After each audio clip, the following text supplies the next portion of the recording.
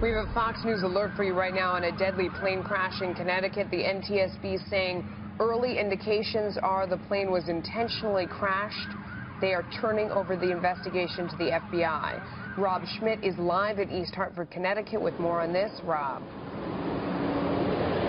Yeah, Melissa, the NTSB saying this was intentional. Now to figure out why, what the motive could have been if it was intentional, the FBI is stepping in. The big question is, was this possibly a failed terror plot against Pratt & Whitney, which is a company that makes airline engines. It's a defense contractor. They make jet engines for the U.S. military.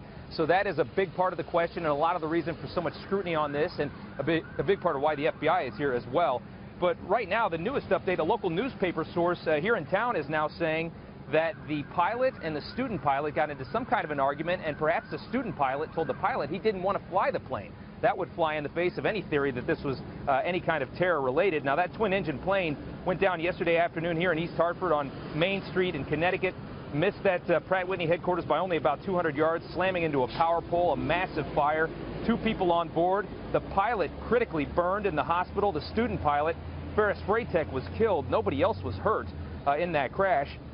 The pilot has told investigators from his hospital bed that the plane was crashed intentionally, but no word on whether this was in fact any kind of terrorism, but nothing is being ruled out at this point. According to reports, the full name of that student pilot who was killed is Faris Majdi Mohammed Freytech, 28 years old, from the nation of Jordan in the Middle East, licensed to fly small planes.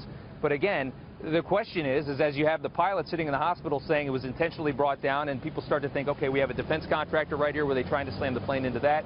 Was that what the student pilot was thinking? But at the same time, you have another report saying that they were arguing, and that student pilot in question says, I didn't want to fly the plane. So really a lot of questions here, and not a lot of information coming out from a press conference we just had. We'll send it back to you, Melissa. What a confusing story. All right, thank you so much for this.